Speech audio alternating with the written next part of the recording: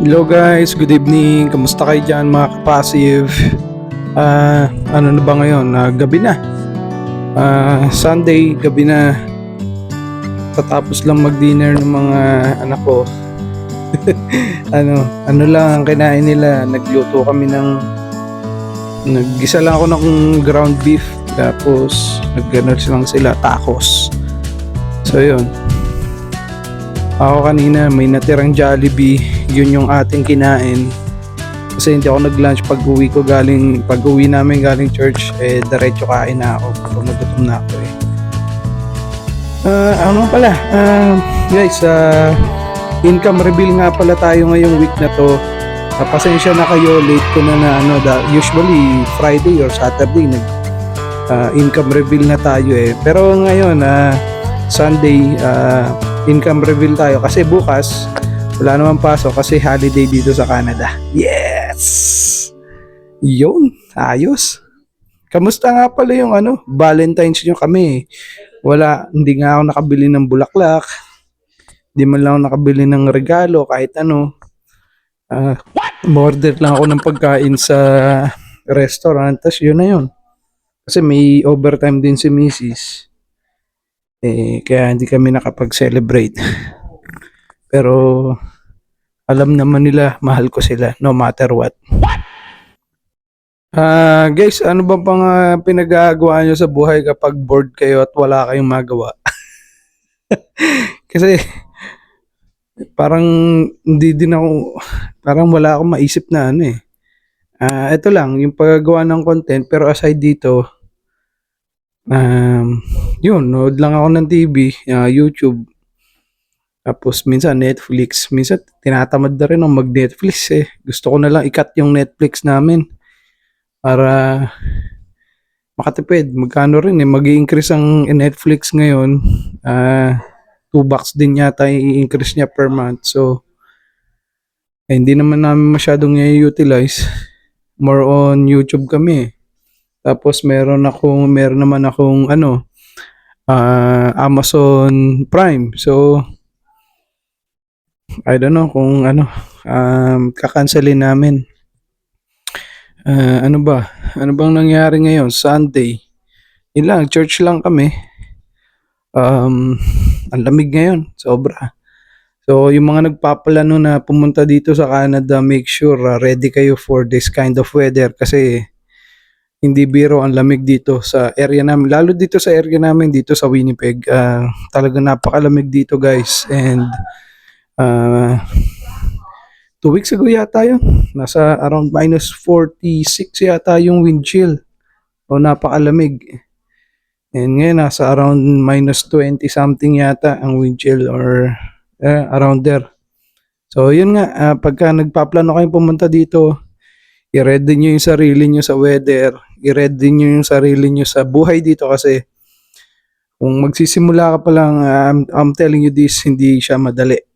Pero kaya and pag nakabuelo na kayo, mabilis na yung pag-unlad ng buhay nyo dito as long as you make right choices, right decisions, and huwag kayong basta huwag kayong magpapadala sa emosyon pagbili ng mga bagay-bagay, lalo na yung bahay and sasakyan. Yung dalawang yun, ang pinakamabigat na expenses dito sa Canada, bahay and sasakyan. And pangatlo dyan is yung groceries or depende kasi sa lifestyle nyo kung anong magiging nyo eh. And may factor din yung sa'yo ng mga anak ko eh. May factor din syempre kung saang area kayo titira kasi may mga area talaga na mataas ang cost of living. So, make sure aware kayo doon and be realistic sa expectations nyo. So, yan guys. Alright guys, pasensya na kayo. Hindi ko natapos yung video last night. Itutuloy na lang natin ngayon ang ating income reveal for the second week of February. And thank you guys for tuning in. Maraming salamat sa inyo. If you're new here, my name is Jeff and I talk about our journey into achieving financial freedom, financial independence, and we're also hoping to retire early. Ayun guys, income reveal na tayo. Okay guys, for the second week of February, naka-receive tayo ng total of $327.66 in US dollar to guys. So breakdown lang natin ano-ano yung dumating at magkano. So for QDTE, we received $30.07. Followed by triple QY, we receive $40.78. So almost the same distribution nung first week of February. Sa YMAG, we receive, ang laki ng binaba nito, $11.34. So from $41.46 on the first week of February, it dropped down to $11.34. So there's a lot of factor guys kaya nagpa-fluctuate ang distribution ng mga covered call ETFs na to. Malaki yung factor ng volatility ng market. All right. The next one is YMAX. 88 or $68.48. So bumaba din to guys from $88.57 on the first week of February, dropped down to $68.48. And the next one is MSTY. So MSTY gave us $161.53. Yung MSTY guys, this pays monthly. So just to let you guys know. And another one from MSTY, we had $15.46. So yun, so for the total of $327.66. So yun guys ang ating na-receive for the second week of February. And so for the first week and second week of February, we received almost $700 na. And we're still waiting for two more distributions for the month. So I would say around maybe around the same distribution to from the month of January. Parang around $1,500 ang na-receive natin or around 2,000 Canadian dollars kung i-convert natin sa conversion rate ngayon. So yun guys, yeah, like I said, if you're new here, ito yung ginagawa namin strategy to earn passive income. We use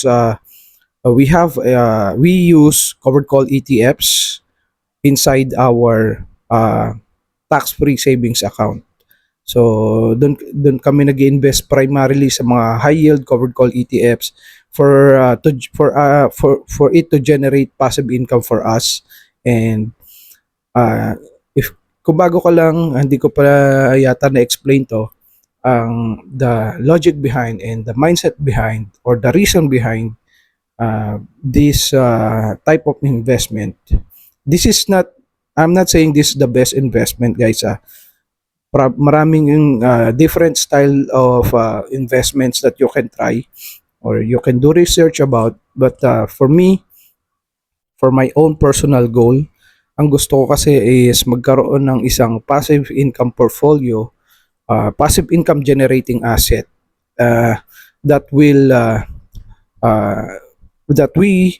will start building or we build up to a point na mako-cover niya lahat ng expenses namin dito sa Canada monthly. That includes the housing, that includes the transportation, that includes all the bills,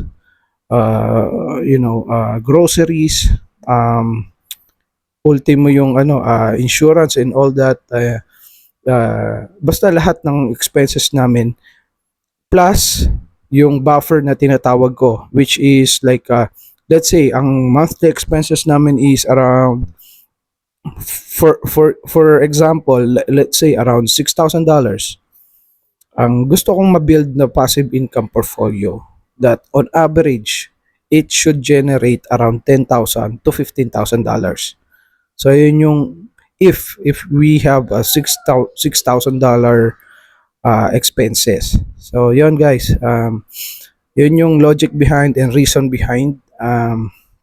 So nakakaano na tayo. Ang trend natin is kasi last year December ang naging distribution natin is around na 3,000 na Canadian dollars na. And kaya naman malaki yon, maraming for that month ng December, maraming parang extra or phantom dividend na dumating. So kaya malaki siya, and hindi ko alam. Tsaka itong pasok ng January, pagpasok ni Donald Trump, bumagsak ang stock market eh. So bumaba din yung distribution natin. But like I said, the advantage of this strategy is you don't have to sell your asset. Let's say, for example, if I'm retired and I'm relying on the investments that I had, tapos ang strategy ko is nagdo-draw down ako sa mga investment ko. So bumagsak ang market. So no matter what, kailangan ko nang mag-pull out ng pera dahil I have to pay my bills, right? So this strategy, hindi ko kailangan magbenta ng shares. I don't have to sell my capital or my holdings just to generate income to pay for my bills. So the distribution or the dividends that I receive from this portfolio without selling a share will pay for all those bills. Yes, magpa-fluctuate ang distribution nito because I am a high risk investor. So lahat ng holdings ko high risk yan, and all of them are in US denomination. If you watch my previous videos, meron tayong mga available covered call ETFs dito sa Canada na pwede kayong mag-invest with essentially using the same strategy, and with pero around normally yung mga na-discuss ko doon, around 10 to 12% yield ang distribution nila, pero yung HHIS is I think they would be around 20 to 30% yield. But that's risky kasi keep that in mind kasi masyado mataas yung dividend, pero as an income investor, sa akin, ang mindset ko, I don't mind kahit na bumaba ng say 50% ang yield nito, because kumbaga sa akin, hindi naman palaging bababa ang market eh. It could stay down for a long period of time. But the thing is, I still have income coming in. Kahit bumaba to, I still have income coming in, and you know what? Kaya ang mindset ko dito is I will build this portfolio to a point na kumbaga pinaka maximum drawdown or let's say bumagsak 50%, I'm still okay with that. Yun yung mindset ko. So still getting that dividend income to pay for my bills. So ayan guys, yun lang yung mindset ko, and I hope you guys are getting the point. If you want to watch my previous videos guys, you might find it useful kung nagpaplano kayo na mag-invest din sa mga ganitong klase ng ETFs. But just do your own research guys, and I'm not a licensed financial advisor. If you're not sure what to do, and kumbaga talagang wala kayong idea on how to start or where to invest, please consult a licensed professional financial advisor. Yun lang guys, at maraming salamat sa mga laging nakasubaybay dyan. I really do appreciate you guys. I have 21 subscribers right now. Sa totoo lang, hindi ko inaasahan. Kasi the way I make videos, parang napaka-amateurish pa. And hopefully mag-improve tayo. And yeah, maraming salamat guys, and see you on the next one.